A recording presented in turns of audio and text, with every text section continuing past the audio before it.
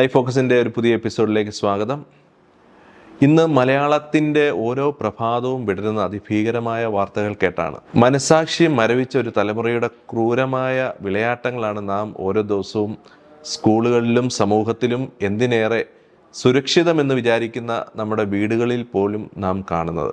ഇന്ന് നമ്മൾ ചർച്ച ചെയ്യുന്നത് ദൈവത്തിൻ്റെ സ്വന്തം നാട് എന്നറിയപ്പെട്ടിരുന്ന നമ്മുടെ കൊച്ചു കേരളം സാത്താൻ്റെ ഭീകര നാട് എന്ന് അറിയപ്പെടുന്നു. എന്തുകൊണ്ടാണ്?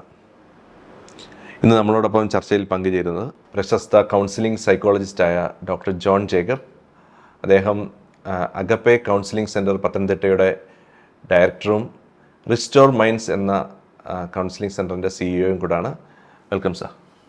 അതുപോലെ മധ്യ കേരളത്തിലെ തന്നെ വളരെ പ്രസിദ്ധവും പഴയതുമായ നേഴ്സിംഗ് കോളേജായ TMM നേഴ്സിംഗ് കോളേജിൻ്റെ പ്രിൻസിപ്പൽ കൂടിയായ ഡോക്ടർ ബ്ലെസി പീറ്റർ ഇന്ന് നമ്മളോടൊപ്പം ചേരുന്നു. Welcome madam. അതുപോലെ നമ്മളോടൊപ്പം ഇന്ന് കൗൺസിലിംഗ് സൈക്കോളജിസ്റ്റ് കൂടിയായ അന്ന മേരി നയനാൻ. ഏകദേശം 30 വർഷത്തിലധികമായി ഈ മേഖലയിൽ കൗൺസിലിംഗ് മേഖലയിൽ വർക്ക് ചെയ്യുന്നു. മാഡം ഇന്ന് നമ്മളോടൊപ്പം ഉണ്ട്. വെൽക്കം. ഒരു സമൂഹത്തെ മൊത്തമായിട്ട് ഒരു അതപ്പതിച്ച സംസ്കാരത്തിലേക്ക് വന്ന ഒരു അവസ്ഥയിലാണ് ഇപ്പോൾ ഉള്ളത്. നമ്മുടെ ഈ കേരളത്തിൽ തന്നെ എന്തെല്ലാം തരത്തിലുള്ള ക്രൈമുകളാണ് ഇപ്പോൾ കണ്ടുകൊണ്ടിരിക്കുന്നത്. യഥാർത്ഥത്തിൽ എവിടെയാണ് ഒരു പ്രശ്നം? മാത്രമല്ല, ആരാണ് ഇതിന് റെസ്പോൺസിബിൾ ആയിട്ടുള്ളത്? ഇതിനൊരു വിവിധമായ കാരണങ്ങളുണ്ട്. ഒരു പർട്ടിക്കുലർ കാരണം നമുക്ക് പറയാൻ പറ്റില്ല. നമ്മുടെ ലോകമൊട്ടുക്ക് ഈ ഡ്രഗ് മാഫിയ വളരെ വലിയ സ്വാധീനം ലോകം മുഴുവൻ ചെയ്യുന്നുണ്ട്. അതൊരു വലിയ ലോകത്തിലെ ഒരുപക്ഷെ അമേരിക്കൻ ഗവൺമെൻറ് പോലും പ്രതിരോധം കഴിഞ്ഞാൽ ഏറ്റവും കൂടുതൽ പണം ചെലവഴിക്കുന്ന ഒരു മേഖല ഡ്രഗ് കൺട്രോളിന്. അത്രയും അത്യാധുനിക ശ്രമം നടത്തിയിട്ട് പോലും വിജയിക്കാത്ത അത്രയ്ക്ക് വലിയൊരു മാഫിയയാണ്. ചെറിയ മാഫിയ അല്ല. അത് പണ്ട് ഇന്ത്യയിലൊക്കെ നഗരങ്ങളെ കേന്ദ്രീകരിച്ചായിരുന്നു. പക്ഷേ ഇന്നത് കേരളത്തെയും കേരളത്തിൻ്റെ ഏത് കുഗ്രാമങ്ങളും ഇന്ന് അവരെ കൈപ്പിടിയിലായി. അത്രയ്ക്ക് വലിയ സ്വാധീനം ഈ മാഫിയയ്ക്കുണ്ട്. അതിന് എഗൻസ്റ്റ് ആയിട്ടുള്ളൊരു പ്രതിരോധം ഒരിക്കലും ഒരു ചെറിയ ഏജൻസികൾക്കോ ഗവൺമെൻറ്റിന് മാത്രമായിട്ടോ ഒന്നും പറ്റത്തില്ല. ജനകീയമായ ഒരു പ്രതിരോധം ഉണ്ടായെങ്കിൽ മാത്രമേ ഇതിനെ പ്രതിരോധിക്കാൻ പറ്റത്തുള്ളൂ. എല്ലാ സംവിധാനങ്ങളൂടെ ഒന്നിച്ച് വേണം. പോലീസും എക്സൈസും ഇൻസ്റ്റിറ്റ്യൂഷൻസും മാതാപിതാക്കളും ഈവൻ പൊതുസമൂഹവും ഇതിനെ അഗൻസ്റ്റായിട്ട് നിന്നെങ്കിൽ മാത്രമേ നമുക്കിതിൻ്റെ മേലൊരു നിയന്ത്രണം ഏർപ്പെടുത്താൻ പറ്റൂ. കാരണം അത്രയ്ക്ക് വലിയ വ്യാപകമായ ഒരു മാഫിയയുമായിട്ടാണ് നമ്മൾ മത്സരിക്കുന്നത് എന്നുള്ള ബോധം നമുക്കുണ്ടാവണം. അതൊരു സിംഗിൾ ഇൻസിഡൻ്റ് അല്ല, ചെറിയ ഗ്രൂപ്പുകളൊന്നും അല്ല ഇതിനകത്ത് ഇടപെടുന്നത്. അതാണ് ഒരു പ്രധാന പ്രശ്നം. സാറ് ദീർഘവർഷങ്ങളായിട്ട് ഈ മേഖലയിൽ കൗൺസിലിംഗ് മേഖലയിൽ വിവിധ തരത്തിലുള്ള പ്രശ്നങ്ങളെ ഫേസ് ചെയ്യുന്ന ഒരു വ്യക്തി എന്നുള്ള നിലയിൽ ഈ കഴിഞ്ഞ നാളുകളിലുള്ള പ്രശ്നം പോലെ ആണോ ഇപ്പോഴുള്ള ഈ അന്നും ഡ്രഗിൻ്റെ ഇഷ്യൂസ് ഉണ്ട്, ഇതുപോലുള്ള ക്രൈം ഇഷ്യൂസ്? ജനകീയമായ ഒരു പ്രശ്നമല്ലായിരുന്നു ഡ്രഗ്സ്. നമ്മുടെ ഒറ്റപ്പെട്ട ആൽക്കഹോളായിരുന്നു ജനകീയമായ ഒരു പ്രശ്നം. മറ്റ് ഡ്രഗ്സൊക്കെ നമ്മുടെ നഗര കേന്ദ്രീകൃതമായിട്ട് വലിയ നഗരങ്ങളെ കേന്ദ്രീകരിച്ചായിരുന്നു. ഇപ്പം ബാംഗ്ലൂര്, ബോംബെ, മദ്രാസ് അങ്ങനെയൊക്കെയുള്ള സിറ്റികളെ കേന്ദ്രീകരിച്ചായിരുന്നു ആദ്യം. അത് കുറേശ്ശെ നമ്മുടെ എറണാകുളം അതുപോലുള്ള സിറ്റികളിലേക്ക് പതുക്കെ വന്നു. കോഴിക്കോട് അങ്ങനെയുള്ള മെഗാ സിറ്റികളിലേക്ക് വന്നു. അവിടെ നിന്ന് ഇപ്പോൾ അത് ചെറിയ ചെറിയ സ്ഥലങ്ങളിലേക്ക്, കേരളത്തിലെ ഏറ്റവും റിമോട്ടസ്റ്റ് സ്കൂള് പോലും ഒരു ഡ്രഗിൻ്റെ റീച്ചിലാണ് എന്ന് പറഞ്ഞാൽ ഏത് കൊച്ചുകുട്ടികൾക്കും ഏത് റിമോട്ടസ്റ്റ് വില്ലേജിലുള്ള ഒരു കുട്ടിക്ക് പോലും വിചാരിച്ചാൽ കിട്ടത്തക്കവണ്ണം അവൈലബിൾ ആയിരിക്കുന്ന ഒരു അവസ്ഥയിലേക്ക് ഇത് വളരെ ശക്തമായ ഒരു വ്യാപനം അടുത്ത കാലത്തുണ്ടായി. അത് ഈ മൊബൈലിൻ്റെ ഉപയോഗം, നെറ്റിൻ്റെ ഉപയോഗം ഇതൊക്കെ വന്നപ്പോൾ ആർക്കും ഇത് പല വിധത്തിൽ ആക്സസ് ചെയ്യാൻ പറ്റും. ആക്സസ് ചെയ്യാനുള്ള അതും അവൈലബിലിറ്റിയും കൂടി. ഇതാണ് ഇന്ന് ഏറ്റവും വലിയ പ്രശ്നം. അത് വലിയൊരു മാഫിയൻ്റെ പുറകിൽ കാണും. ഇല്ലെങ്കിൽ ഒരിക്കലും ഒരു സാധാരണ ആളുകൾക്ക് ഗവൺമെൻറ് ഇത്രയും സ്ട്രിക്റ്റ് ആയിട്ടുള്ള ലോസ് ഉള്ള രാജ്യത്ത് ഇത്രയും വ്യാപകമാക്കാൻ പറ്റില്ല. മാഡത്തോടാണ് മാഡം ഏകദേശം 30 വർഷമായി ഈ മേഖലയിൽ വർക്ക് ചെയ്യാണല്ലോ. ഇപ്പോൾ ഈ ദിവസങ്ങളിൽ ധാരാളം ക്രൈം നടന്നു. എനിക്ക് തോന്നുന്നു അതിൻ്റെ അടിസ്ഥാനത്തിൽ ആൾക്കാർ ഇത്രയും അവെയർ ആയെന്ന് തോന്നുന്നു. മാതാപിതാക്കളൊക്കെ ഈ വിഷയത്തിൽ ഒരു അവയർനെസ് ഉണ്ടോ, അറിയുന്നുണ്ടോ? അല്ലെങ്കിൽ ഈ പ്രശ്നത്തിൻ്റെ ഒരു ഭീകരത അവർക്കൊരു അവയർനെസ് അതിൽ സംബന്ധമായി കിട്ടുന്നുണ്ടോ? തീർച്ചയായിട്ടും. ഇപ്പോൾ ഈ മീഡിയയിലൂടെ ഈ ഇതുപോലുള്ള കേസുകൾ വരുമ്പോഴാണ് പലപ്പോഴും പലരും പല കാര്യങ്ങൾ അറിയുന്നത്. പക്ഷേ പലപ്പോഴും മാതാപിതാക്കളൊക്കെ ഇതിനകത്ത് ഇഗ്നോറൻ്റ് ആണെന്ന് തോന്നിയിട്ടുണ്ടോ? ചില സാഹചര്യങ്ങളിൽ അങ്ങനെ ഒരു ഇഗ്നറൻസ് കാണുന്നുണ്ട്. എന്നാൽ ഇന്നത്തെ ഒരു മീഡിയയിൽ കൂടെയുള്ള പ്രചരണം കാരണം വളരെയധികം പേരൻസ് അവയർനെസ് ഉണ്ട്. എന്നാൽ അത് അവയർനെസ് അവരിലൊരു ഭയം ജനിപ്പിക്കുന്നതാണ്. റാദർ ദാൻ അതിന് അവർക്ക് എന്ത് ചെയ്യാൻ കഴിയുമെന്നോ അവരെന്താണ് അതിന് പോസിറ്റീവായിട്ട് അല്ലെങ്കിൽ പ്രൊആക്റ്റീവായിട്ട് ചെയ്യണം എന്ന് ചിന്തിക്കുന്നതിന് പകരം അവരുടെ കുഞ്ഞുങ്ങളെ മാത്രം പ്രൊട്ടക്റ്റ് ചെയ്യുന്ന ഒരു രീതിയിലുള്ള ചിന്തയാണ്. അതും കൂടുതൽ അവരുടെ പഠനവുമായിട്ട് മാത്രം കേന്ദ്രീകരിച്ചുള്ള ചിന്തകളാണ് വരുന്നത്. എന്നാൽ ഇതൊരു സാമൂഹ്യ വിപത്താണെന്നുള്ള തിരിച്ചറിവോടെയുള്ള പ്രയത്നങ്ങളും കൂട്ടായ പ്രയത്നങ്ങളും കുറവാണ്. അത് നമ്മൾ സ്കൂൾസിൽ കാണുന്നത് പേരൻസ് ടീച്ചേഴ്സിനെ അല്ലെങ്കിൽ ഇൻസ്റ്റിറ്റ്യൂഷനെ ബ്ലെയിം ചെയ്യുന്ന ഒരു രീതിയിലാണ്. റാദർ ദാൻ കൈകോർത്ത് പിടിച്ച് എല്ലാവരും ഒന്നിച്ച് മുൻപോട്ട് പോകേണ്ടതാണെന്നുള്ള ധാരണയിലല്ല. അപ്പോൾ അവരവരുടെ കുഞ്ഞുങ്ങളെ പ്രൊട്ടക്റ്റ് ചെയ്യുക. മറ്റൊരാളുടെ കുഞ്ഞിന് സംഭവിച്ച കാര്യം എൻ്റെ കുഞ്ഞിനും എപ്പോൾ വേണമെങ്കിൽ സംഭവിക്കുക, അല്ലാതെ എൻ്റെയും കൂടെ പ്രശ്നമാണെന്ന് മനസ്സിലാക്കുമ്പോൾ കൂട്ടായുള്ള ഒരു പ്രവർത്തനം വരുന്നല്ലേ. അത് ഭയമുണ്ട്, ഒരു നിസ്സഹായ അവസ്ഥ കാണുന്നുണ്ട്. എന്നാൽ അതിന് ക്രിയേറ്റീവായിട്ട് ഒന്നിച്ചെങ്ങനെ നിന്ന് പ്രവർത്തിക്കാം എന്നുള്ള ഒരു തലത്തിലേക്കാണ് ഇനിയും വരേണ്ടത്. അപ്പോൾ മാത്രമേ നമുക്ക് ഈ ഒരു പ്രശ്നങ്ങൾക്ക് പരിഹാരമുള്ളൂ. Isolated incidents അല്ലിത്. അക്രമവാസന ലോകത്തെല്ലാം ഉണ്ട്. പക്ഷെ അതൊരു ഇപ്പോൾ തന്നെ ലോകത്ത് 50ഓളം യുദ്ധങ്ങൾ നടക്കുന്നുണ്ട്. ആരും ബോധേടല്ല. 1-2 യുദ്ധങ്ങളെക്കുറിച്ച് മാത്രം ഉക്രൈനോ പലസ്തീനും യുദ്ധമോ ഒക്കെ നമ്മൾ അല്പമെങ്കിലും ചിന്തിക്കുന്നുള്ളൂ. ബാക്കി നടക്കുന്ന ഒരു യുദ്ധത്തെക്കുറിച്ച് ലോകത്തിൽ ആരും ഇപ്പം ബോധേടല്ല. അതുപോലെ തന്നെ നമ്മുടെ നോർത്ത് ഇന്ത്യയിൽ ഒരു പ്രശ്നം ഉണ്ടാകുന്നു. ഇതൊന്നും നമ്മൾ ബോധർ ചെയ്യുന്നില്ലായിരുന്നു. പക്ഷേ ഇന്ന് ഈ പ്രശ്നം കുടുംബത്തിലായി. പ്രത്യേകിച്ച് ഈ ദിവസങ്ങളിൽ നമ്മൾ കേൾക്കുന്നതെല്ലാം അച്ഛൻ മകനെ കൊല്ലുന്നു, മകൻ അച്ഛനെ കൊല്ലുന്നു, അമ്മയെ മകൻ കൊല്ലുന്നു, സഹോദരങ്ങൾ കൊല്ലുന്നു. ഇങ്ങനെയൊക്കെയുള്ള വാർത്ത കുടുംബത്തിലേക്ക് കയറിയപ്പോഴാണ് ജനം അല്പമെങ്കിലും സ്പർശിക്കപ്പെട്ടത്. മറ്റ് കുടുംബത്തിലല്ലാത്ത കാര്യത്തിലൊന്നും ആളുകൾ വലിയ ബോധേടല്ല, 2 ദിവസം കഴിയുമ്പോൾ മറക്കുമായിരുന്നു. എന്നാൽ കുടുംബത്തിലേക്ക് വന്നപ്പോൾ ആളുകൾ കുറച്ചുകൂടെ ബോധേഡായി. പക്ഷേ ബോധേഡായെങ്കിലും എന്തോ ചെയ്യണമെന്നുള്ളതിനെക്കുറിച്ച് മുമ്പേ പറഞ്ഞ പോലെ കൂടുതലും കുഞ്ഞുങ്ങളെ പേടിച്ച് മറ്റെങ്ങും വിടാതിരിക്കുക, റെസ്ട്രിക്ഷൻ കുട്ടികളുടെ മണ്ടയ്ക്ക് കുട്ടികളുടെ ഈ മൂവ്മെൻറ്റിനെ കൂടുതൽ നിയന്ത്രിക്കാനാണ് ശ്രമിക്കുന്നത്. പ്രഷർ കൂടുതൽ മാത്രമല്ല, കുട്ടികൾ അതുകൊണ്ട് കൂടുതൽ റിയാക്റ്റീവ് ആകാൻ തുടങ്ങി, പ്രതികരിക്കാൻ തുടങ്ങി. കാരണം അവർ ന്യായമായ സ്വാതന്ത്ര്യങ്ങൾ പോലും പേരൻസ് പേടികൊണ്ട് നിഷേധിക്കുമ്പോൾ കുട്ടികൾ പഴയ കുട്ടികളെപ്പോലൊന്നുമല്ല, അവർ പ്രതികരിക്കും. അത് കൂടുതൽ ഫ്രിക്ഷനിലേക്ക് നയിക്കുകയാണ്. അതിന് പകരം കുട്ടികളെ ന്യായമായി ഒബ്സർവ് ചെയ്യുകയും എന്നാൽ കുട്ടികളുടെ ന്യായമായ ഫ്രീഡമോ ക്രിയേറ്റിവിറ്റിയോ ഒന്നും ബാധിക്കാതെ അതെങ്ങനെ ചെയ്യണമെന്ന് ഉള്ള ഒരു ജനകീയമായ ഒരു മുന്നേറ്റമാണ് ഉണ്ടാവേണ്ടത്. ഞാൻ പലപ്പോഴും സ്കൂളുകളിലൊക്കെ പോകാറുണ്ട്. അപ്പോൾ മിക്കവാറും നമുക്കറിയാം ഈ ഡ്രഗ് മാഫിയ ഉള്ളവർ സ്കൂൾ തുടങ്ങുമ്പോഴും സ്കൂള് അവസാനിക്കുന്ന 4 മണിക്കൊക്കെ ഈ അപരിചിതരായിട്ടുള്ളവർ ബൈക്കിലൊക്കെ വന്ന് സ്കൂൾ കുട്ടികളുമായിട്ട് സൗഹൃദം സ്ഥാപിക്കും. അപ്പോൾ ഞാൻ പറഞ്ഞു എല്ലാ പേരൻറ്റ് ടീച്ചേഴ്സ് മീറ്റിംഗ് എല്ലാ സ്കൂളുകളിലും ഉണ്ട്. പേരൻസ് എല്ലാ ദിവസവും വൈകിട്ട് ഒരു 3-4 പേര് വെച്ച് സ്കൂളിൻ്റെ പരിസരത്തൊന്ന് കറങ്ങി ആരെങ്കിലും അപരിചിതരായിട്ടുള്ളവരൊക്കെ നമ്മുടെ സ്കൂളിൻ്റെ സ്ഥലത്ത് വരുന്ന നമ്മുടെ കുഞ്ഞുങ്ങളുമായിട്ട് ബന്ധപ്പെടുന്നുണ്ടോ എന്ന് നോക്കാൻ ഒരു നിരീക്ഷണം നടത്തുകയും അങ്ങനെ നിരീക്ഷിക്കുന്നത് അറിയുകയും ചെയ്യുമ്പോൾ തന്നെ ഈ മാഫിയ അവിടെ നിന്ന് രക്ഷപ്പെടും.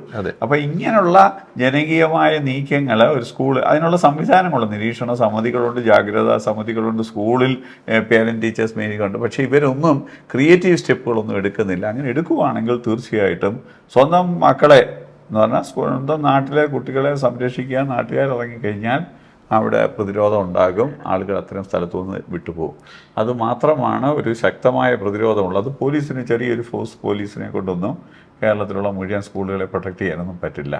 അതേസമയം സ്വന്തം മക്കളെ പ്രൊട്ടക്റ്റ് ചെയ്യാൻ പേരൻസ് ചെറിയ ഗ്രൂപ്പുകളായിട്ട് ഇറങ്ങിയാൽ തീർച്ചയായിട്ടും കുട്ടികളുടെ ഇങ്ങനെയുള്ള ആളുകൾ, പ്രത്യേകിച്ച് ഇത് ലോക്കൽ സ്ഥലത്തു നിന്നുള്ളവരല്ല, മറ്റ് സ്ഥലത്തു നിന്ന് വന്ന് കുട്ടികളുമായിട്ട് സൗഹൃദം സ്ഥാപിച്ച് കുട്ടികൾക്ക് ബൈക്ക് ചുമ്മാ ഓടിക്കാൻ കൊടുക്കുക. അപ്പം പിള്ളേർക്ക് വലിയൊരു ക്രേസാണ് ബൈക്ക് ഓടിക്കുക. അപ്പം ബൈക്ക് ഫ്രീ ആയിട്ട് ഓടിക്കുക. എന്നിട്ട് അത് കഴിയുമ്പോൾ ഒരു സാധനം ഇത് കൊണ്ടങ്ങോട്ട് കൊടുത്താൽ മതി, ബൈക്ക് ഉപയോഗിച്ചോ. ഇങ്ങനെയൊക്കെയാണ് പല സ്വാധീനിക്കുന്നത്. അതുപോലെ കുട്ടികൾക്ക് ആഗ്രഹമുള്ള സാധനങ്ങളൊക്കെ ഗിഫ്റ്റ് കൊടുക്കുക. ഇങ്ങനെ കുട്ടികളുമായിട്ട് സൗഹൃദം സ്ഥാപിക്കുന്ന നാട്ടാരല്ലാത്ത ആളുകൾ, അങ്ങനെയുള്ളവരെ കണ്ടെത്താൻ കഴിഞ്ഞാൽ പ്രത്യേകിച്ച് അത് ആദ്യമൊക്കെ സൗജന്യമായിട്ടാണ് കൊടുക്കുന്നത്. അപ്പോൾ കാശൊന്നും വാങ്ങിക്കത്തില്ല, കാരണം ഇവർക്ക് പെർമനൻറ്റ് കസ്റ്റമർ ആകും. അതുകൊണ്ട് ആദ്യം അപ്പോൾ അങ്ങനെയുള്ള ആളുകളെ കണ്ടുപിടിക്കാൻ പറ്റിയാൽ പ്രത്യേകിച്ച് നമുക്ക് കുട്ടികളെ രക്ഷിക്കാൻ പറ്റും.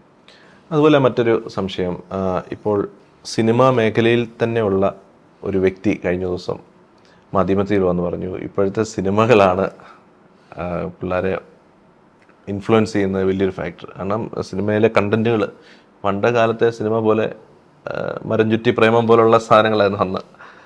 എന്നാൽ ഇപ്പോഴത്തെ ഇത് പച്ചയ്ക്ക് ഇതുപോലുള്ള ഡ്രഗ്സിനെ പറ്റി കാണിക്കുക, അല്ലെങ്കിൽ ക്രൈംസ് കാണിക്കുക.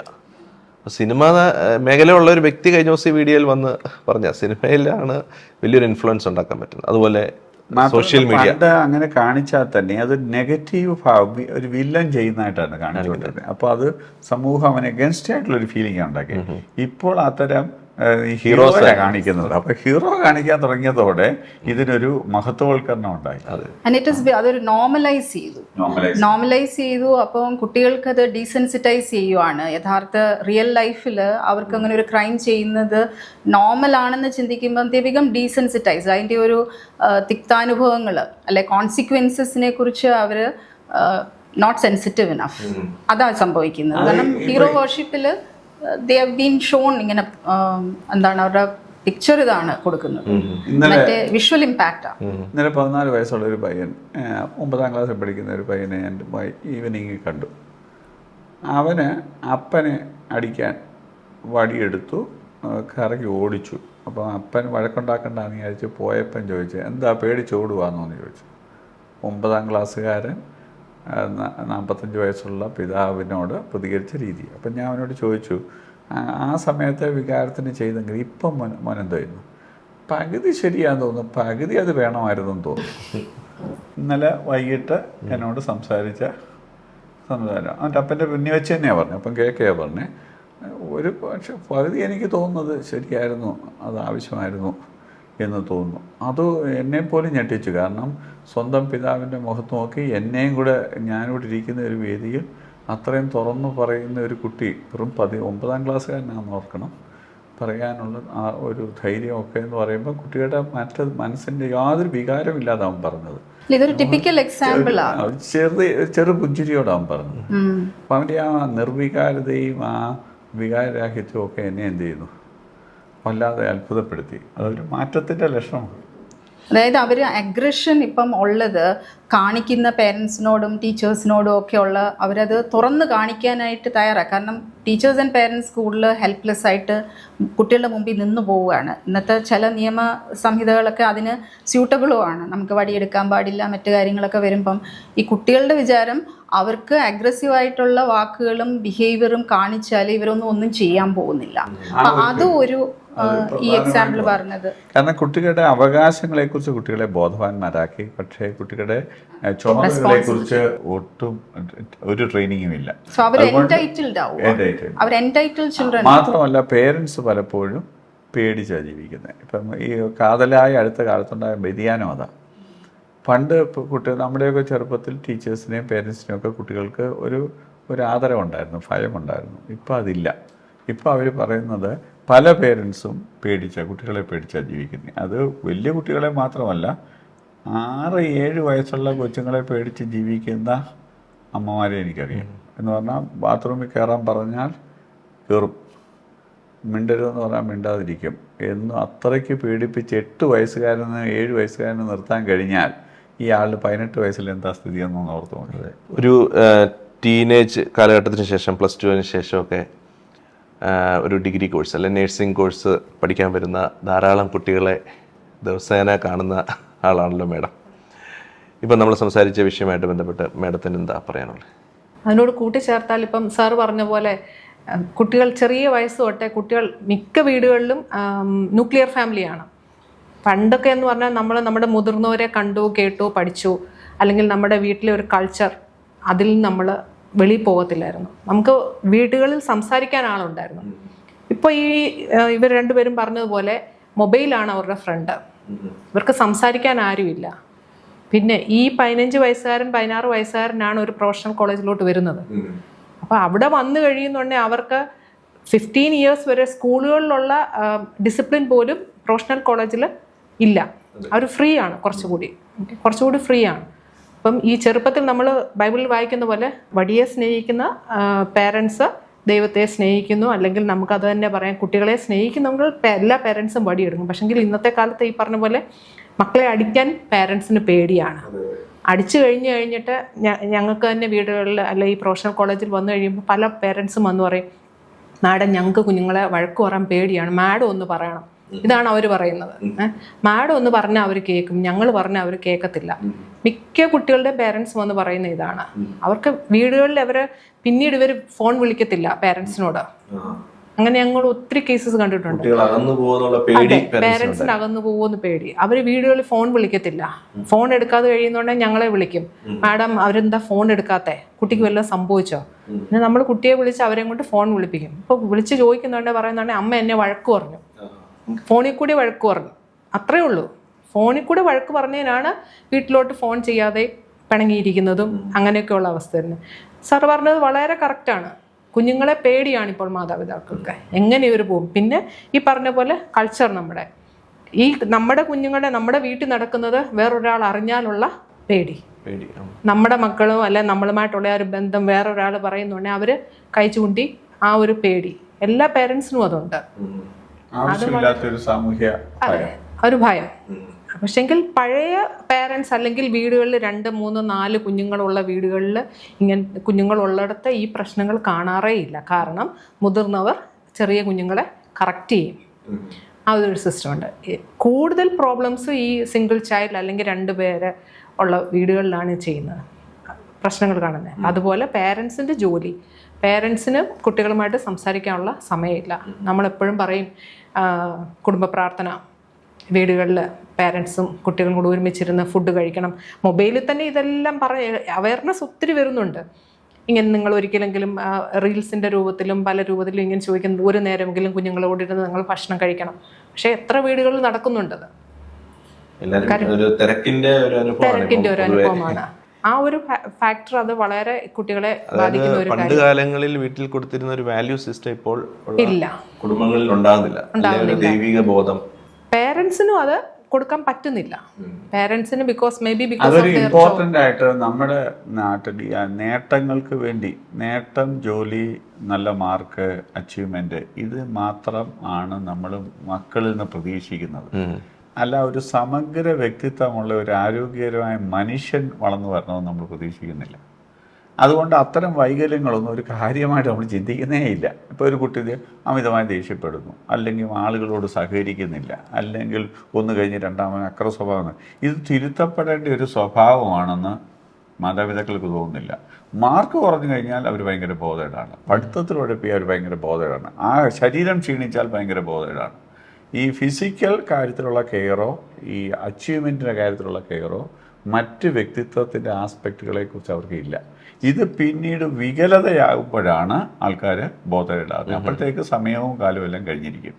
കുട്ടികളെ വളർത്തേണ്ട സമയത്തല്ല. അതുകൊണ്ട് ഡിസിപ്ലിൻ എന്നുള്ള സാധനമാണ് ഉണ്ടാവേണ്ടത്, വീട്ടിലായാലും സ്കൂളിലായാലും എല്ലായിടത്തും. കാരണം കുട്ടി ഡിസിപ്ലിനല്ല, ജന്മസിദ്ധമായൊരു കുട്ടി ഡിസിപ്ലിനല്ല. ആ കുട്ടിയെ ഡിസിപ്ലിൻ ചെയ്യുക എന്നുള്ളതാണ് ഗാർഡിയൻസിൻ്റെ എല്ലാം ചുമതല. അത് ടീച്ചേഴ്സിൻ്റെ ആയാലും പേരൻസിൻ്റെ ആയാലും എല്ലാം. ആ ഭാഗം, ഈ ഡിസിപ്ലിൻ എന്നുള്ള വാശം നമ്മൾ നെഗ്ലക്റ്റ് ചെയ്യുന്നു. പ്രൊവൈഡേഴ്സായിട്ട് മാത്രം മാറുന്നു. എല്ലാ കുട്ടികൾക്ക് ആവശ്യമുള്ള കൊടുത്താൽ കുട്ടി വളരും. ഒരിക്കലും കുട്ടി ആരോഗ്യമുള്ളൊരു വ്യക്തി വളരത്തില്ല, ഭൗതിക കാര്യങ്ങൾ മാത്രം കൊടുത്തതുകൊണ്ട്.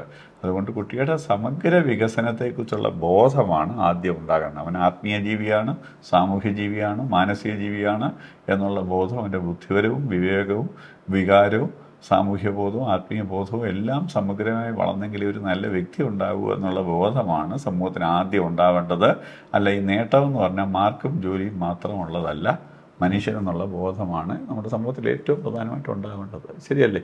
ആ ഒരു ബോധത്തോടുള്ള ഡിസിപ്ലിൻ തുടങ്ങിക്കഴിഞ്ഞാൽ കാര്യങ്ങൾക്കെല്ലാം മാറ്റം വരും. തീർച്ചയായിട്ടും. നേരത്തെ സാറ് പറഞ്ഞപ്പോൾ ഡിസിപ്ലിനറി ആക്ഷൻ്റെ കാര്യം പറഞ്ഞു. പണ്ടത്തെ മാതാപിതാക്കളൊക്കെ നല്ല ഡിസിപ്ലിനായിട്ട് പിള്ളേരെ വളർത്തി. ഇപ്പം അങ്ങനെ വളർത്തുന്നില്ല എന്നുള്ളത് ഇതിനൊരു കാരണമായിട്ട് വരുന്നുണ്ടോ? അല്ലെങ്കിൽ ഈ ഒരു ഡിജിറ്റൽ യുഗത്തിൽ പിള്ളേരെ വഴക്ക് പറയാൻ പേടി, അല്ലെങ്കിൽ പിള്ളേരെ ഉപദ്രവിക്കാൻ പാടില്ല? ഈ ഉപദ്രവം മാത്രം നമ്മുടെ നാട്ടിലെ ചിന്ത അങ്ങനെ ശിക്ഷയാണ് ശിക്ഷണം അല്ല. ശിക്ഷയേക്കാൾ വളരെ വലിയ മീനിങ് ആണ് ശിക്ഷണത്തിനുള്ളത്. ശിക്ഷണം എന്ന് പറയുമ്പോൾ അവിടെ എഡ്യൂക്കേഷൻ ഉണ്ട്, ട്രെയിനിങ് ഉണ്ട്, കറക്ഷൻ ഉണ്ട്. ഇതെല്ലാം കൂടെ ചേർന്ന ഒരു കാര്യമാണ് ശിക്ഷണം. അപ്പൊ ശിക്ഷണമുള്ളവരായിട്ട് വന്നതിൽ ഒരു വ്യക്തി ആരോഗ്യപരമായ വ്യക്തിത്വമാകത്തുള്ളൂ. അപ്പൊ ശിക്ഷണത്തിനകത്ത് അടി മാത്രമല്ല, അത് അതിന്റെ ഒരു ഭാഗമാണ്. അടിയെക്കാട്ടിലും അടി മാത്രം. ഇപ്പൊ ശിക്ഷണത്തിൽ പോലും അടി അല്ലാതെ ഒത്തിരി കാര്യങ്ങൾ നമുക്ക് ചെയ്യാം. ഒരു പ്രിവിലേജ് നിഷേധിക്കുന്നത്, നോ എന്ന് പറയുന്നത്, ചോദിക്കുന്ന ഒപ്പം കൊടുക്കാതിരിക്കുന്നത്, ഇതൊക്കെ ശിക്ഷയാണ്. അപ്പൊ ആ ശിക്ഷയ്ക്ക് ശിക്ഷ തന്നെ വളരെ മീനിങ് ഉണ്ട്. അതിൽ ഫിസിക്കൽ പണിഷ്മെന്റ് ഒരു ചെറിയ ഭാഗം മാത്രമാണ്. ശിക്ഷണം എന്നുള്ള വാക്കിനും അതിലൊക്കെ വളരെ മീനിങ് ഉണ്ട്. എന്ന് പറഞ്ഞാൽ ഒരു കുട്ടി തന്നോടും സമൂഹത്തോടും ഈശ്വരനോടും കുടുംബത്തോടുള്ള ഉത്തരവാദിത്തങ്ങൾ എന്തോന്നുള്ള ബോധം, ഇവരോടൊക്കെ നല്ല ബന്ധം, ശരി തെറ്റുകൾ തിരിച്ചറിയാനുള്ള വിവേകം, ഇത് മൂന്നും ഉണ്ടെങ്കിൽ ഒരാള് ഡിസിപ്ലിനാണ്. ഇത് മൂന്നും ഉണ്ടാക്കി ഇല്ലെങ്കിൽ അവന് നല്ല ആരോഗ്യമുള്ള വ്യക്തിത്വമേ അല്ല. ഉത്തരവാദിത്വം അറിയത്തില്ല, ബന്ധങ്ങൾ ശരിയല്ല, ശരിയും തെറ്റും അറിയത്തില്ല, ആളെങ്ങനെ ഒരു മനുഷ്യനായിട്ട് ജീവിക്കുന്നത്. ഒരു അഡൽറ്റ് ആകുമ്പോഴത്തേക്ക് അവനെ ഇത്തരം ഒരു ഡിസിപ്ലിൻ ഉള്ള ഒരു വ്യക്തിയായിട്ട് മാറ്റുക എന്നുള്ളതാണ് ഉത്തരവാദിത്വ ബോധവും എല്ലാവരോടും നല്ല ബന്ധവും പുലർത്തി ശരി തെറ്റുകളെ കുറിച്ച് തിരിച്ചറിവുള്ള ഒരു സ്വയം തീരുമാനിക്കാനും ഒരു കഴിവുള്ള ഒരാളായി കഴിഞ്ഞാൽ പിന്നെ നമുക്ക് അവരെ കുറിച്ച് ബോധേഡാവണ്ട. ലോകത്തിൽ എവിടെ പോയാലും അവൻ അവനെ മാനേജ് ചെയ്തോളും. അതാക്കിയെടുക്കുക എന്നുള്ളതാണ് നമ്മുടെ ചുമതല. അതില്ലാത്തവന് സ്വാതന്ത്ര്യം കിട്ടിക്കഴിഞ്ഞാൽ എന്താ പറ്റും? അവനെങ്ങനെ ഉപയോഗിക്കണം കഴിക്കും. ഇതാണ് ഇന്ന് നമ്മുടെ സമൂഹം നേരിടുന്ന. അപ്പൊ ഈ ഒരു ലക്ഷ്യത്തിലേക്കാണ് നമ്മൾ പേരന്റിങ് ചെയ്യുന്നതെന്നുള്ള ബോധം പേരൻസിന് ആദ്യം ഉണ്ടാകണം. അപ്പോൾ എന്ത് ചെയ്യും? ആശയങ്ങളൊക്കെ ചിലപ്പോൾ ഭംഗം വരും. ചിലപ്പോൾ നമ്മുടെ പഴയ പേരൻസ് എല്ലാം ഒന്ന് യേസ് എന്ന് പറയത്തില്ല, ഒന്ന് പറയും. കാരണം എന്തിനാ? നമ്മൾ ആഗ്രഹിക്കുന്നില്ല, നമുക്ക് നടക്കത്തില്ല. നമ്മളിപ്പോ ലുലു മാളിലോട്ട് കയറി, അവിടെ 1 കോടി രൂപ കൊണ്ട് പോയാൽ അതിന്റെ ഒരു കോണ് പോലും നമുക്ക് വാങ്ങിക്കാൻ പറ്റില്ല. കാരണം അവിടെ 500, 1000, 10,000 കോടിയുടെ സാധനമായിരിക്കുന്നത്. അല്ല ചെറിയ ഇതൊന്നും അല്ല. അവിടെ ഇരിക്കുന്ന ഏത് സാധനം നമുക്ക് വേണ്ടാന്ന് തോന്നി, എല്ലാം നമുക്ക് ഇഷ്ടമുള്ളതാണ്. അപ്പം ഈ ലോകം വളരെ വിശാലമായി കൊണ്ടിരിക്കുക, ആഗ്രഹങ്ങൾക്ക് എൻഡില്ലാതാക്കുക. പക്ഷെ നമ്മുടെ റിസോഴ്സും നമുക്കുള്ള ഇത് വളരെ കുറവാണ്. ഇതിനകത്ത് ജീവിച്ചല്ലേ പറ്റും. അപ്പൊ ആഗ്രഹങ്ങളുടെ പുറകെ പോയാൽ ആർക്കും ജീവിക്കാൻ, ലോകത്തിലെ ഏറ്റവും വലിയ കോടീശ്വരനും അയാളുടെ എല്ലാ സ്വപ്നങ്ങളും സാക്ഷാത്കരിക്കാൻ പറ്റില്ല. അപ്പം പിന്നെ സാധാരണക്കാരന് മിക്കപ്പോഴും ആശയക്കാളും ആശാഭംഗങ്ങളെ ജീവിതത്തിൽ നേരിടേണ്ടി വരും. അപ്പൊ ഈ ആശാഭംഗം ഉള്ള ലോകത്തിലാണ് നമ്മൾ ജീവിക്കുന്നത്. അത് അങ്ങനെ ജീവിക്കാൻ നമ്മൾ പരിശീലിച്ചേ പറ്റൂ എന്നുള്ള ഒരു ട്രെയിനിങ്. ഇതിനാണ് ഡിസിപ്ലിൻ ചെയ്യുന്നതെന്ന് കുട്ടികൾക്ക് ബോധ്യമായാൽ കുട്ടികൾ തന്നെ സമ്മതിക്കും. ഞാൻ കുട്ടികളോട് ഈ കാരണം പറയുമ്പോൾ കുട്ടികൾ പറയും ശരിയും, നമ്മള് ആശാഭങ്ങൾ നേരിടണ്ടായോ?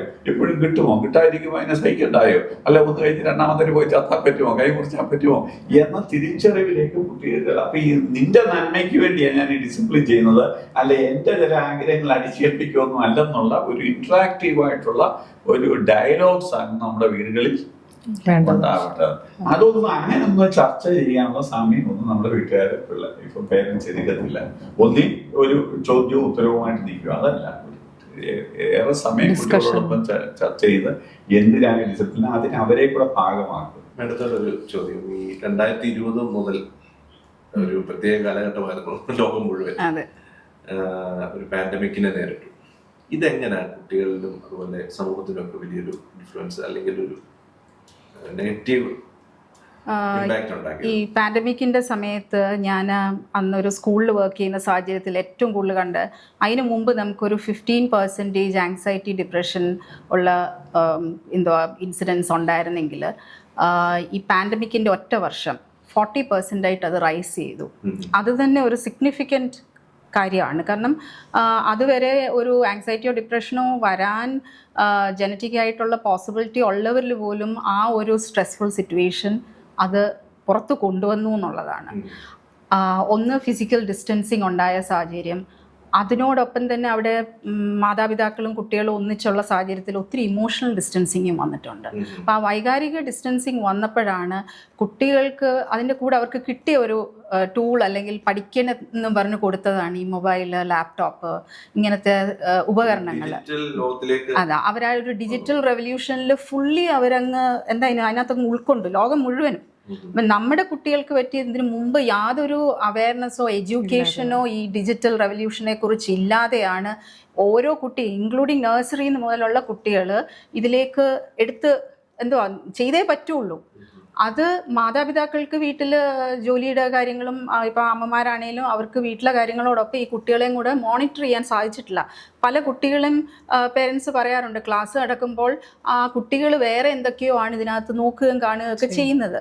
അപ്പം ഈ ഒരു സാഹചര്യത്തിൽ നിന്ന് പോസ്റ്റ് പാൻഡമിക് വന്നപ്പോഴും സ്കൂൾസിൽ കുട്ടികൾ തിരിച്ചു പോയെങ്കിലും ബാക്കി 7 to 8 hours വീട്ടിലുള്ളപ്പോഴും അവർ ഈ സോഷ്യൽ മീഡിയയിൽ തന്നെയാണ്. അതിൻ്റെ ഇമ്പാക്റ്റ് ഇപ്പോൾ കാണുന്ന ഹൈപ്പർ ആക്ടിവിറ്റി ഉള്ള കുട്ടികളുടെ എണ്ണം വർദ്ധിച്ചു വരികയാണ്. അവർക്ക് പിരിപിര എന്ന് പറഞ്ഞാൽ ഫോൺ കയ്യിലുണ്ടെങ്കിൽ മാത്രമേ അടങ്ങിയിരിക്കുന്നുള്ളൂ. അല്ലാത്ത ക്ലാസ് റൂമിലോ അല്ലെങ്കിൽ മറ്റ് സാഹചര്യങ്ങളിലോ ദേ ആർ റെസ്റ്റ്ലെസ്. അതൊന്ന്. ഇമ്പൾസിവിറ്റി, എടുത്ത് ചാടിയുള്ള ബിഹേവിയേഴ്സ്, അവർക്ക് ഒരു കാര്യത്തിൽ ശ്രദ്ധിക്കാനുള്ള ആ ഒരു അറ്റൻഷൻ്റെ സ്പാൻ തീരെ കുറഞ്ഞു വരികയാണ്. അപ്പോൾ ഈ ഇറിറ്റേഷൻ, ഇമ്പൾസിവിറ്റി ഇതെല്ലാം കൂടെ ചേർന്ന് അവരുടെ ഫ്രസ്ട്രേഷൻ ടോളറൻസ് ലെവൽ തീരെ കുറഞ്ഞു. കാരണം നേരത്തേക്ക് എന്ന് പറഞ്ഞാൽ നമുക്കൊരു ടൈം ഉണ്ടായിരുന്നു തീരുമാനിക്കാനായിട്ട്. നമ്മൾ പറയും ഒരു ഡിസിഷൻ സ്പേസ് ടു തിങ്ക്, ഞാനിത് ചെയ്യുന്നത് ശരിയാണോ തെറ്റാണോ, അല്ലെങ്കിൽ ഇങ്ങനെ ചെയ്താൽ എന്താണ് വരും വരെ. അതില്ല. ബിക്കോസ് ഇമ്മീഡിയറ്റ്ലി അവർ ടെക്സ്റ്റ് ചെയ്യുന്ന അവരുടെ കൂട്ടുകാരെയാണ്. That's an exciting thing. അവർക്ക് അവരുടെ പിയർ ഗ്രൂപ്പ് ഇൻഫ്ലുവൻസ് അതിനെ സഹകരിക്കുന്നുമുണ്ട്. അപ്പോൾ അവരത് എന്തും ചെയ്യാൻ തയ്യാറാണ്. ആ ഒരു മാനസിക അവസ്ഥയിലേക്ക് കഴിഞ്ഞ ഈ ഒരു 5 വർഷം കുട്ടികൾ ആയിത്തീർന്നു. മാതാപിതാക്കളും അതുപോലെ തന്നെ അവരുടെ സ്ക്രീൻ ടൈമും കൂടി, കുറേയല്ല കൂടി. അപ്പം നമ്മൾ ഹെൽത്തി ആയിട്ട് പറയുന്ന ഒരു അറൗണ്ട് 12 to 18 ഇയേഴ്സിലുള്ള കുട്ടികൾ ഒരു ദിവസം 2 hours കൂടുതൽ സ്ക്രീൻ ടൈം പാടില്ല എന്ന് പറഞ്ഞാൽ പോലും അത് അന്താരാഷ്ട്ര തലത്തിൽ വരുന്ന തോട്ട്സ് ആണ്. അത് 2 hours കൂടുതൽ പാടില്ല എന്ന് പറഞ്ഞാലും പേരൻസ് വരെ അതിൽ കൂടുതൽ സമയം ഇതിലാണ്. So how can we help കുട്ടികളെ അതിൽ നിന്ന്? നമുക്ക് സഫീഷ്യൻറ്റ് റോൾ മോഡൽസ് ഇല്ലാതെ പോകുന്നു. ഈവൻ ടീച്ചേഴ്സ് കുട്ടികളോട് എന്താ പറയുന്നത്, നിങ്ങൾ റെഫർ ചെയ്തിട്ട് പോവാ, അസൈൻമെന്റ്സ്, പ്രോജക്ട്സ് എല്ലാം ഇതിനകത്താണ്. സോ ആ സമയം അവർ പഠനത്തിനാണോ അല്ലയോ ഉപയോഗിക്കുന്നതെന്ന് ഒരു പേരൻസിനും മോണിറ്റർ ചെയ്യാൻ പറ്റില്ല. ഞാൻ സ്കൂൾസിൽ പേരൻസിനോട് പറയും, നിങ്ങൾ ഒരാഴ്ച നിങ്ങളുടെ കുട്ടി എന്ത് ചെയ്യുന്നു എന്നൊന്ന് മോണിറ്റർ ചെയ്തിട്ട് വാ. ഒറ്റയാഴ്ച നോക്കുക, സ്കൂളിലല്ലാത്ത സമയത്ത് എന്ത് ചെയ്യുന്നു. ദെൻ യു വിൽ റിയലൈസ് നിങ്ങളെ കുട്ടികളെ മനസ്സിലാക്കുക ആദ്യം. അത് ഫസ്റ്റ് സ്റ്റെപ്പാണ്. കാരണം ആ ഏലിയനേഷൻ സംഭവിച്ചു. നമ്മൾ പറയുമല്ലോ, ദൈവത്തിൽ നിന്ന് അകന്നു എന്ന് പറയുന്ന പോലെ തന്നെയാണ് ഇപ്പോൾ ഉണ്ടായേക്കുന്ന സാഹചര്യം. നമ്മൾ മാതാപിതാക്കളിൽ നിന്ന് അകലുന്ന സോഷ്യൽ ഡിസ്റ്റൻസ് വന്നപ്പോൾ ആൾക്കാർ എന്ത് ചെയ്തു, സ്വന്തം ലോകത്തേക്ക് ഒതുങ്ങിയപ്പോൾ എക്സ്ട്രാ കരിക്കുലർ ആക്ടിവിറ്റീസ് എല്ലാം കുറഞ്ഞു, തീരെ കുറഞ്ഞു. മറ്റേന്ന് പറഞ്ഞാൽ കുട്ടികൾ വന്നാൽ കളിക്കാൻ പോകുമായിരുന്നു, സോഷ്യലൈസ് ചെയ്യുമായിരുന്നു, മറ്റ് സ്പോർട്സിലും ഗെയിംസിലും ആർട്ടിസ്റ്റിക് ആയിട്ടുള്ള കാര്യങ്ങളിലും ഒക്കെ ഇൻവോൾവ് ചെയ്യാൻ. ഇപ്പൊ പ്ലേ ഗ്രൗണ്ടിൽ പോയാലും മൊബൈലിൽ നോക്കിയിരിക്കുകയാണ്. മാത്രമല്ല കളി കൂടുതലും പന്ത് കളിക്കുന്ന പോലും ചിലപ്പോൾ ഇതിനകത്തോടെ ആക്ച്വൽ കളിക്കാൻ പോകുന്നില്ല. അതുപോലെ വീഡിയോ ഗെയിംസിന്റെ അതിപ്രസരമാണ്. അത് കൂടുതൽ വീഡിയോ ഗെയിംസ് പണ്ടുണ്ടായിരുന്ന വീഡിയോ ഗെയിംസ് കൂടുതലും ക്രിയേറ്റീവ് ആയിട്ടുള്ള കാര്യങ്ങളായിരുന്നു. ഒരു നഗരം പണിയുക അങ്ങനെയൊക്കെയുള്ളായിരുന്നു. ഇപ്പൊ അത് മുഴുവൻ അഗ്രസീവ് ഗെയിംസാണ് എന്ന് പറഞ്ഞാൽ ഫൈറ്റിംഗ് ഗെയിംസാണ്. ഈ ഫൈറ്റിംഗ് ഗെയിംസ് കുറച്ചു കാലം കാണുമ്പോൾ കുട്ടികളുടെ അഗ്രഷൻ കൂടും. ഇപ്പൊ ഉദാഹരണമായിട്ട് ഫ്രീ ഫയർ പറഞ്ഞാൽ വേറൊരാളെ ഫയർ ചെയ്ത് കൊന്ന് അപ്പൊ പോയിന്റ്സ് നേടുമ്പോൾ കുറച്ചു കാലം കഴിയും. അപ്പൊ കൊന്നു കഴിയുമ്പോഴാണ് ഒരു ചത്തെന്ന് പറയുമ്പോൾ ഇങ്ങനെ വെക്കുന്നത്. അപ്പൊ ചത്ത് ഇപ്പോൾ ആഹ്ലാദിക്കുന്ന ഒരാൾ കുറച്ചു കാലം കഴിയുമ്പോൾ എന്ത് ചെയ്യും, ഒരാൾ മരിച്ചു കിടക്കുന്നതോ വേദനിക്കുന്നതോ ഒരു ബുദ്ധിമുട്ടുമില്ല, ഒരു പെയിനുമില്ല. ഞാൻ കുട്ടിയായിരുന്നപ്പം ഈ സ്കൂളിലെ മാന്തളിരും വീണപൂവും ഒക്കെ വായിച്ചിട്ടേ പിന്നെ മാന്തളിര് ചവിട്ടാതെ നടന്ന മാസങ്ങളുണ്ട്. കാരണം ഞാൻ എവിടെയെങ്കിലും മാന്തളിര് അതിന് വേദനിക്കും. വീണപൂ കാണുമ്പോൾ എനിക്കും വീണപൂവിൻ്റെ വേദന അനുഭവിക്കാൻ പറ്റുമായിരുന്നു. അപ്പോൾ ഒരു സാഹിത്യം പോലും നമ്മളെ അത്രയ്ക്ക് ലോലം മനസ്സിലേക്ക് നയിക്കുമായിരുന്നു, നമ്മുടെ മനസ്സിനെ അത്ര സെൻസിറ്റീവ് ആക്കുമായിരുന്നു. ഇന്ന് അത്തരം കാര്യങ്ങളിലൊന്നും പിള്ളേർക്ക് യാതൊരു താല്പര്യവുമില്ല. അത്തരം കവിതകൾ പോലും ഇപ്പം പഠിപ്പിക്കുന്നുണ്ടോയെന്ന് എനിക്കറിയില്ല. അങ്ങനെ വന്നിട്ട് എന്ത് ചെയ്യുന്നു, കൂടുതലും കുട്ടികൾ എക്സ്പോസ് ചെയ്യുന്ന അഗ്രസീവായിട്ടുള്ള കാര്യങ്ങളാണ്. അഗ്രസീവ് ഗെയിംസ്, അഗ്രസീവായിട്ടുള്ള സീൻസ്. മാത്രമല്ല ഏറെ സമയം ഈ സ്ക്രീൻ ടൈമിൽ ഇരിക്കുമ്പോൾ എന്താ പറ്റി, വായിച്ച് വളരാനുള്ള സാധ്യതകൾ വളരെ കുറഞ്ഞു. സോഷ്യലൈസിങ് കുറഞ്ഞു. ആദ്യം നമ്പർ വീടുകളിലെ മറ്റേന്ന് പറഞ്ഞാൽ 8ഉം 10ഉം നമ്പറുള്ള ഒരു വീട്ടിലെ കുട്ടികൾ തമ്മിൽ അഡ്ജസ്റ്റ് ചെയ്യാൻ ലേൺ ചെയ്താലേ പറ്റുമായിരുന്നു. കാരണം 7 പേരുമായിട്ട് ജീവിക്കണമെങ്കിൽ അത് തന്നെ ഒരു ചെറിയ സമൂഹമായിരുന്നു. ഇപ്പോൾ 1ഉം 2ഉം കുട്ടിയാകുമ്പോൾ ആരോടും അഡ്ജസ്റ്റ് ചെയ്യേണ്ട കാര്യമില്ല. അപ്പോൾ അഡ്ജസ്റ്റ്മെൻറ്റ് വീടിനകത്ത് പഠിക്കാനില്ല, വെളിയിൽ മറ്റ് പിള്ളേർ സ്കൂൾ വിട്ട് കഴിഞ്ഞാൽ വന്ന കുറ്റിപ്പന്ത് കളിക്കാൻ, പന്ത് കളിക്കാനും ഒക്കെ കൂടുന്ന അവിടെ ഒരു സോഷ്യലൈസിങ് ഉണ്ടായിരുന്നു, അതില്ല. അങ്ങനെ മൊത്തം സമൂഹത്തിൽ നിന്ന് ഒറ്റപ്പെട്ട് മിഷൻ പോലെ വണ്ടിയെ കയറുക, സ്കൂളിൽ അവിടെ ചെന്നിറങ്ങുക.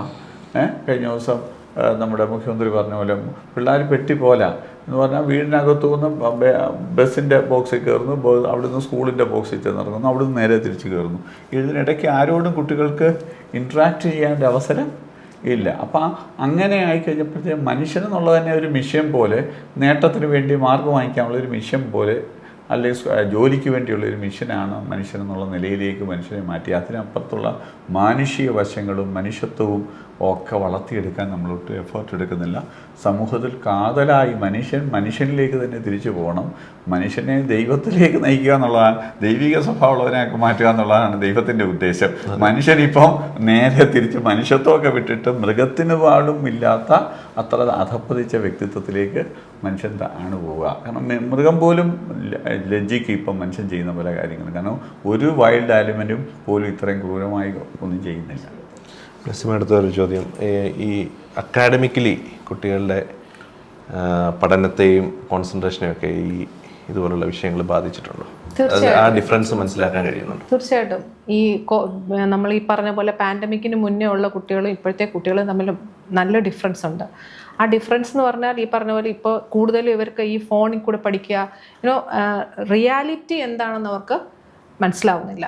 അൺറിയലിസ്റ്റിക് ആണ് പല കാര്യത്തിലും അവർ. കാരണം ഇപ്പം നമ്മൾ എസ്പെഷ്യലി നഴ്സിംഗ് പഠിപ്പിച്ചപ്പോൾ പോലും നഴ്സിംഗ് എന്ന് പറയുന്ന ഒരു ഡയറക്റ്റ് പേഷ്യൻ്റ് കെയർ അപ്രോച്ചാണ് നമ്മൾ പഠിപ്പിച്ചുകൊണ്ടിരുന്നത്. പക്ഷേ കോവിഡ് സമയത്തും നഴ്സിംഗ് കോഴ്സ് കംപ്ലീറ്റ് ചെയ്യണം. നഴ്സിംഗ് കോഴ്സ് കംപ്ലീറ്റ് ചെയ്യുന്നതുകൊണ്ട് ആ സമയത്ത് ഞങ്ങൾ സിനാരിയോ കൊടുത്ത് എങ്ങനെ പേഷ്യൻസിനെ കെയർ ചെയ്യണമെന്ന് ഞങ്ങൾ പഠിപ്പിച്ചു. അങ്ങനെ നമുക്ക് പഠിപ്പിക്കാൻ പറ്റത്തുള്ളൂ. എബ്രോഡ് കൺട്രീസിലൊക്കെ അങ്ങനത്തെ ടെസ്റ്റൊക്കെയാണ് കൂടുതലും പെർഫോം ചെയ്യുന്നതും അങ്ങനെയൊക്കെ ചെയ്യുന്നുണ്ട്. ഓസ്കി, ഒബ്ജക്റ്റീവ് സ്ട്രക്ചേർഡ് ക്ലിനിക്കൽ എക്സാമിനേഷൻ, അങ്ങനെ ഒബ്ജക്റ്റീവായിട്ടുള്ള ഇത് കൊടുത്തിട്ട് ലാബുകളിലും ഇപ്പോഴത്തെ പുതിയ സിലബസും അതനുസരിച്ചിട്ടാണ് ഡിസ്ക്രൈബ് ചെയ്തിരിക്കുന്നത്, അങ്ങനെയാണ് ഡെവലപ്പ് ചെയ്തിരിക്കുന്നത്. അപ്പോൾ ഇങ്ങനെയൊക്കെ വരുന്നുണ്ടെങ്കിൽ കുട്ടികൾക്ക് ആ ഒരു ഈ പറഞ്ഞ പോലെ സ്നേഹം, സാഹോദര്യത്വം, സോളിഡാരിറ്റി, അല്ലെങ്കിൽ ഒരു ഹോണസ്റ്റി, സിൻസിയറിറ്റി, മറ്റുള്ളവരോട് നമ്മൾ എത്രത്തോളം കടപ്പാടുള്ളവരായിരിക്കണം, അങ്ങനത്തെ കാര്യങ്ങളെല്ലാം ഈ കുഞ്ഞുങ്ങളുടെ മനസ്സിൽ നിന്ന് മാറിക്കൊണ്ടിരിക്കുകയാണ്. സ്കൂൾ ലെവലിൽ അങ്ങനെ വന്നിട്ടാണ് ഇവർ പ്രൊഫഷണൽ ലെവലിലോട്ട് വരുന്നത്. അപ്പോൾ അവർക്ക് അത് എന്ത് ചെയ്യണം, എന്ത് ചെയ്യേണ്ട, എന്ത് ചെയ്താലാണ് ഞാനെന്ന വ്യക്തിത്വം ഇച്ചിരൂടെ നല്ലതായിട്ട് മുന്നോട്ട് പോകാൻ പറ്റുന്നതെന്നുള്ള ഒരു ചിന്തിക്കാനുള്ള ഒരു കപ്പാസിറ്റി പോലും കുഞ്ഞുങ്ങളിപ്പം മെനക്കെടാറില്ല. സാറ് പറഞ്ഞ പോലെ ചിന്താശേഷിയേ ഇല്ല. ക്ലാസ് കഴിഞ്ഞ് പോകുന്നു, ഫോൺ എടുത്തിട്ട് നിൽക്കുന്നു, അത് കഴിഞ്ഞ് അവരുടെ അസൈൻമെൻറ്റ്സ് എന്തെങ്കിലും ചെയ്യുന്നു, അത്രേ ഉള്ളൂ. വേറെ നമ്മളൊക്കെ പഠിച്ച സമയത്ത് നമുക്ക് ഈ മൊബൈൽ ഇല്ലാത്തതുകൊണ്ട് തന്നെ നമ്മൾ ഇതുപോലെ മറ്റുള്ളവരോട് ഇടപെട്ട് ഇൻട്രാക്ഷൻ, അതായിരുന്നു ഏറ്റവും വലിയൊരു കാര്യം. ടീച്ചേഴ്സുമായിട്ടുള്ള ബന്ധം, സമൂഹമായിട്ടുള്ള ബന്ധം വളരെ സ്ട്രോങ്. പണ്ടൊക്കെ ഞങ്ങൾ എൻ്റെ കൂടെ വർക്ക് ചെയ്യുന്ന ടീച്ചേഴ്സൊക്കെ കുഞ്ഞുങ്ങളുടെ കാര്യം പറയും. സാറ് പറഞ്ഞ പോലെ 6 വയസ്സുള്ള 7 വയസ്സുള്ള കുഞ്ഞുങ്ങളുടെ ടാൻട്രംസ് കേൾക്കുമ്പോൾ അവർക്ക് പേടിയാണ് കുഞ്ഞുങ്ങൾ എന്തെങ്കിലും ചെയ്തു പോകുമെന്നുള്ള. അപ്പോൾ അത് അവരുടെ ടാൻട്രംസിനെ വെളിയിൽ പറയാതോ, അല്ലെങ്കിൽ ടാൻട്രംസ് അത് അവരുടെ ഫാമിലി തന്നെ ഒതുക്കി തീർക്കാൻ വേണ്ടി അവർ ഈ പറഞ്ഞ പോലെ ഈ കുട്ടികളുടെ ഡിമാൻഡ്സ് എല്ലാം എഗ്രി ചെയ്ത് കൊടുക്കുക. അത് പക്ഷേ പിന്നീട് അങ്ങോട്ട് പോകുന്നുണ്ടെങ്കിൽ ഈ പറഞ്ഞ പോലെ കുട്ടികൾ കൂടുതൽ ഡിമാൻഡിങ് ആയിക്കൊണ്ടിരിക്കുക, ഓവർ ഡിമാൻഡിങ് ആവുകയാണ് കുട്ടികൾ. പിന്നൊരു പെട്ടെന്നൊരു പോയിന്റിൽ അവരെ അത് നോ പറയുമ്പം അവർ വല്ലാതെ ഓവർ റിയാക്ട് ചെയ്യും അവർ. അത് ഭയങ്കര ബുദ്ധിമുട്ടുള്ള ഒരു കാര്യമാണ്. അക്കാഡമിക്കലി ഈവൻ സ്റ്റഡീസിൻ്റെ കാര്യത്തിലാണേലും അവർ ഇത് തന്നെയാണ്. ചില കുട്ടികളുണ്ട് വളരെ നല്ലതായിട്ട് പഠിക്കും, ആ ഒരു ഇതൊക്കെ ഉള്ള വെച്ച് പഠിക്കും, ജസ്റ്റ് പഠിച്ച് പാസ്സായാൽ മതി. അല്ല, ഒരു കോമ്പിറ്റൻസി ലെവൽ വളരെ കുറഞ്ഞു പോവുക കുഞ്ഞുങ്ങളെ. പണ്ടൊക്കെ എനിക്ക് അവളെക്കാട്ടി കൂടുതൽ മാർക്ക് വാങ്ങിക്കണം, അല്ലെ അവൾക്ക് എന്നെക്കാട്ടി കൂടുതൽ മാർക്ക് കിട്ടി, അപ്പം ഞാനത് പഠിക്കണം, അങ്ങനെയൊന്നും ഒരു കുഞ്ഞും ഇപ്പം ചിന്തിക്കത്തില്ല. ജയിച്ചാൽ പോരെ, പഠിച്ചാൽ പോരെ. നമ്മുടെ മക്കൾ പോലും അങ്ങനെ ചിന്തിക്കുന്നില്ല ഇപ്പോഴ്. അവർക്ക് ആർക്കും ഇപ്പം അങ്ങനെ ഒരു ചിന്തയേ ഇല്ല. ആ ഒരു ഹൈ സ്കോർ. പിന്നെ ഇപ്പോഴും ഉണ്ട് IAS IPS ഒക്കെ പഠിക്കുന്നവരൊക്കെ അതൊക്കെ ചിന്തിക്കുന്നുണ്ട്, അങ്ങനെയുള്ള ഇതുമുണ്ട്. പിന്നെ അവിടെ വരുമ്പോഴാണ് അവർക്കൊരു അവരുടെ എക്സ്പെക്റ്റേഷൻ മീറ്റ് ചെയ്യാതെ വരുന്നുണ്ടെയാണ് ഈ സൂയിസൈഡ്, എന്തെങ്കിലും അവരെ ഡീമോട്ടിവേറ്റ് ചെയ്ത് അങ്ങനെയുള്ള പ്രശ്നങ്ങൾ ഉണ്ടാകുന്നത്. അത് അക്കാഡമിക്കലി വളരെയധികം ഇപ്പോൾ കണ്ടുവരികയാണ്. അവർക്ക് ഒരു ടീച്ചർ വഴക്ക് പറഞ്ഞു കഴിഞ്ഞാൽ അന്ന് പിന്നെ ഭയങ്കര പ്രയാസം അവർക്ക്. അവർ കംപ്ലൈൻ്റ് ആവുന്നുണ്ട്. ലൈക്ക് അതും മാഡം പറഞ്ഞ പോലെ നമ്മുടെ സമൂഹത്തിൽ നമുക്ക് ടീച്ചേഴ്സിന് ഭയങ്കര ലിമിറ്റേഷനാണ്. വഴക്ക് പറയാൻ പറ്റത്തില്ല, അടിക്കാൻ പറ്റത്തില്ല, സ്കൂൾ ലെവലിൽ അടിക്കാൻ പറ്റത്തില്ല, പ്രൊഫഷണൽ കോളേജസിൽ നമുക്ക് വഴക്ക് പറയാൻ പറ്റത്തില്ല. അങ്ങനെയൊക്കെയുള്ള ഒത്തിരി പ്രോബ്ലംസ് ഇപ്പോൾ ടീച്ചേഴ്സ് ഫേസ് ചെയ്യുന്നുണ്ട്. ടീച്ചേഴ്സ് പലരും ജോലി വിടുകയാണെന്ന് ഇപ്പോൾ കേട്ടെ. കാരണം അവർക്ക് പഠിപ്പിക്കാൻ പറ്റുന്നില്ല. ഇങ്ങനെയൊക്കെയുള്ള കുട്ടികളെ എങ്ങനെ പഠിപ്പിക്കാൻ പറ്റും? ടീച്ചേഴ്സ് പലരും റിട്ടയർമെൻറ്റ് എടുക്കുക, വോളണ്ടറി റിട്ടയർമെൻറ്റ് എടുക്കുക. അവർക്ക് പഠിപ്പിക്കാൻ പറ്റുന്നില്ല. They are unable to manage these type of students. അങ്ങനൊരു പ്രതീതിയാണ് ഇപ്പോൾ കണ്ടുകൊണ്ടിരിക്കുന്നത്.